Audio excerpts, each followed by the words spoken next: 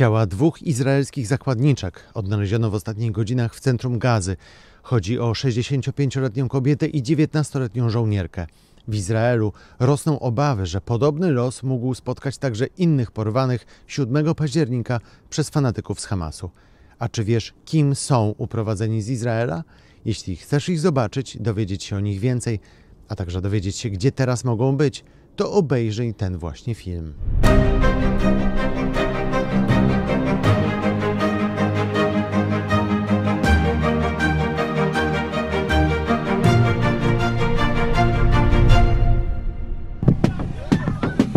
Tak wyglądał poranek 7 października dla uczestników festiwalu muzycznego na pustyni Negev. W sobotę nad ranem w tłum bawiących się ludzi weszli bojownicy Hamasu i otworzyli ogień.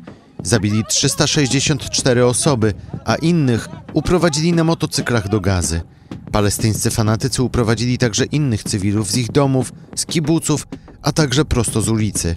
Oglądaj dalej, a dowiesz się, co wiemy o około 240 zakładnikach. Do tej pory udało się uwolnić 5 kobiet. 20 października Hamas wypuścił matkę i córkę, a 4 dni później 2 starsze kobiety, Nurit Cooper i Yashewet Lifshitz. Z kolei 29 października izraelskie wojsko odbiło Ori Megedish, którą widzisz tu na zdjęciu krótko po powrocie do domu. To zdjęcie poznał cały świat. Starsza pani, którą uprowadzono w wózku golfowym z kibucu Nir Oz, to Yafa Adar. Izraelka ma 85 lat, a o jej uprowadzeniu rodzina dowiedziała się w mediach, gdy pojawiły się te zdjęcia. Według izraelskich mediów uprowadzony do Gazy miał zostać także jej wnuk, który w momencie ataku na kibuc chwycił za broń. Rodzina twierdzi, że 85-latka jest w śmiertelnym niebezpieczeństwie, także dlatego, że nie ma leków na serce i wątrobę, które przyjmuje na stałe. To z kolei Alex Dancyk, który także mieszkał w kibucu Nir Oz. Urodził się 75 lat temu w Warszawie, a gdy miał 9 lat, wyemigrował z rodziną do Izraela. Alex Dancyk, Izraelczyk z polskim paszportem, to historyk Holokaustu, członek Yad Vashem i niestrudzony promotor relacji polsko-izraelskich. Szkolił izraelskich przewodników po Polsce i organizował kontakty między młodzieżą z obu krajów. Jest jednym z tych Izraelczyków, którzy wierzą w pokój między Izraelem a Palestyńczykami. Doron Steinbrecher ma 30 lat. Pracowała jako pielęgniarka w przychodni weterynaryjnej. Mieszkała w kibucu Kfar Aza. Gdy rozpoczął się atak Hamasu na kibuc, zdołała wysłać przyjaciołom wiadomość głosową: oni tu są, mają mnie. Ta dziewczynka to Emily Hand. Właśnie skończyła 9 lat. Mieszkała w kibucu Be'eri. Ma irlandzkie korzenie. Jej ojciec początkowo myślał, że córka została zabita w czasie ataku Hamasu, bo z piątku na sobotę nocowała u znajomych. Dopiero po 3 tygodniach dowiedział się, że jego córka nie została zabita, ale porwana. Emily to jedno z około 30 dzieci, które są wśród zakładników Hamasu. Bipin Joshi to 23-letni student z Nepalu, jeden z 49 studentów z azjatyckiego kraju, który studiował rolnictwo w Izraelu. 10 jego kolegów zostało zabitych przez Hamas. Ron Benjamin ma 53 lata. W momencie, gdy nastąpił szturm Hamasu, mężczyzna brał udział w rajdzie rowerowym niedaleko granicy z Gazą. W sobotni poranek słuch o nim zaginął. Nieco później znaleziono jego rower.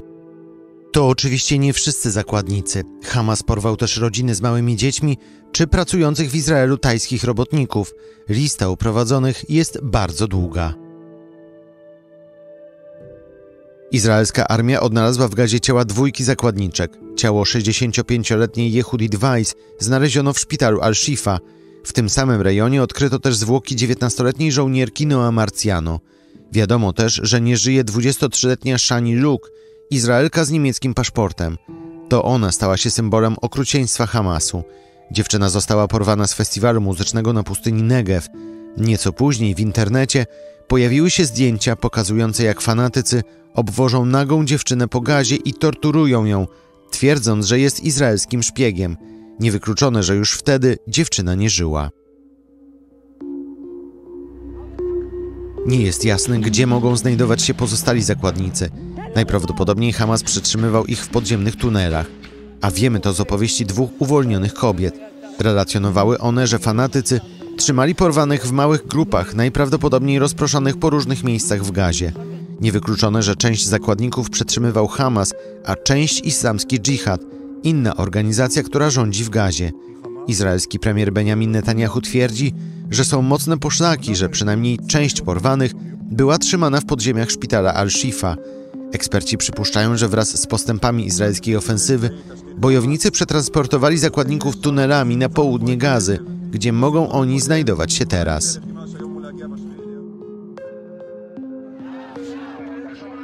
Rodziny zakładników od kilku tygodni organizują protesty i demonstracje, by w ten sposób zmusić izraelskie władze do skutecznego odbicia swoich krewnych. Na manifestacje przychodzą tysiące osób, a presja na rząd rośnie. Rodziny organizują też wystawy i spotkania na ten temat w Stanach Zjednoczonych czy w Europie. Media informują z kolei o trwających za pośrednictwem Kataru negocjacjach. Hamas miałby uwolnić około 50 zakładników w zamian za 3-dniowe zawieszenie broni. Izrael publicznie twierdzi, że na razie nie ma jednak mowy o wstrzymaniu ognia, póki Hamas nie wypuści wszystkich zakładników. Nie jest jasne, ilu spośród zakładników żyje, ale wiadomo, że nawet jeden izraelski zakładnik może doprowadzić do potężnego konfliktu. Tak było w przypadku Gilada Szalita, izraelskiego żołnierza, którego porwanie zapoczątkowało w 2006 roku wojnę Izraela z Libanem.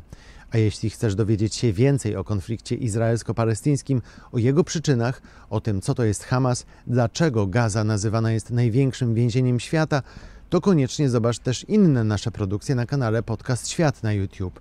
Subskrybuj nasz kanał i oglądaj nasze materiały, a na pewno nie będzie to czas stracony. Zostaw też swój komentarz pod tym i pod innymi filmami. I koniecznie powiedz o nas swoim znajomym. Do zobaczenia.